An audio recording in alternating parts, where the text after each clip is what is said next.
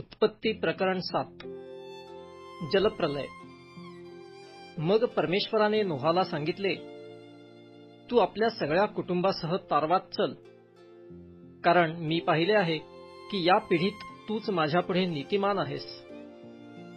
सर्व शुद्ध पशूंपैकी नरमाद्या 7-7 आणि अशुद्ध पशूंपैकी नरमाद्या 2-2 आणि आकाशातील पक्ष्यांपैकी नरमाद्या 7-7 बरोबर घे. अशाने भूतलावर त्यांचे बीज राहील.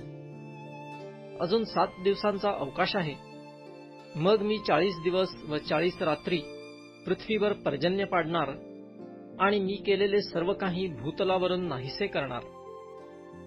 तेव्हा नोहाने परमेश्वराच्या आज्ञेप्रमाणे सर्व काही केले.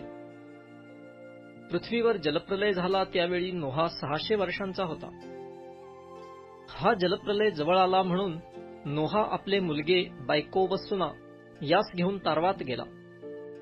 शुद्ध व अशुद्ध पशुपक्षी व भूमीवर रांगणारे सर्व प्राणी, यातून नर व मादी अशी जोडीजोडीने देवाने नोहाला आज्ञा केल्याप्रमाणे तारवात त्याचकडे गेली. 7 दिवसांनंतर प्रलयाचे पाणी पृथ्वीवर आले. नोहाच्या वयाच्या 600व्या वर्षी दुसऱ्या महिन्याच्या 17व्या दिवशी महाजलाशयाचे सर्व झरे फुटले आणि आकाशाची दारे उघडली. 40 दिवस व 40 रात्री पृथ्वीवर पावसाने झोड उठविली. याच दिवशी नोहा आणि त्याचे पुत्र शेम, हाम व याफेत आणि त्यांच्याबरोबर नोहाची बायको व त्याच्या 3 सुना ही तारवात गेली.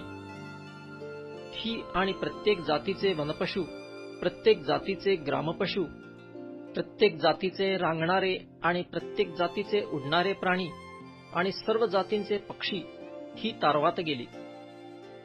सर्व देहधारी प्राण्यांपैकी एक जोडी नोहाकडे तारवात गेली.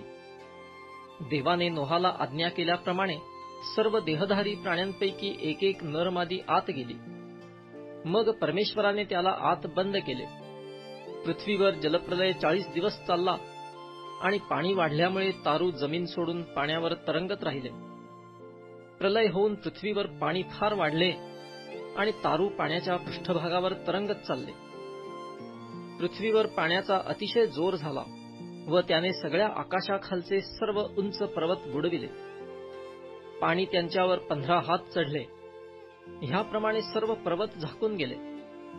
तेव्हा पृथ्वीवर संचार करणारे सर्व प्राणी म्हणजे पक्षी, ग्रामपशु, वनपशु, पृथ्वीवर गजबजून राहिलेले सर्व जीवजंतू व सर्व मानव मरण पावले. ज्याच्या म्हणून नाकपुड्यात जीवनाचा श्वास होता ते कोरड्या जमिनीवरले झाडून सारे मेले. पृथ्वीच्या पाठीवर असणारे सर्व काही म्हणजे मानव, पशु, रांगणारे प्राणी व आकाशातील पक्षी या सर्वांचा नाश देवाने केला. ती पृथ्वीवरून नाहीशी झाली. नोहा व त्याचबरोबर तारवात होते तेवढे मात्र वाचले. 150 दिवस पर्यंत पाणी पृथ्वी व्यापून होते.